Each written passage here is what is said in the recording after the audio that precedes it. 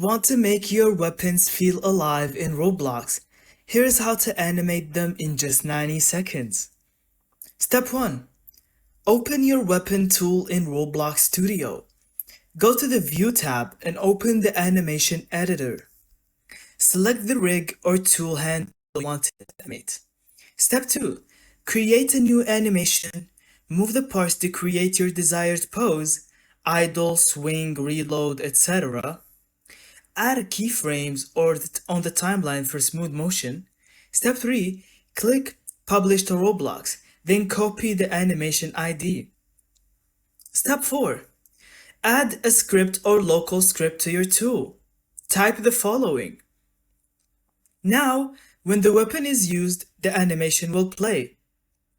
Pro tip: animate both idle and action states for polish.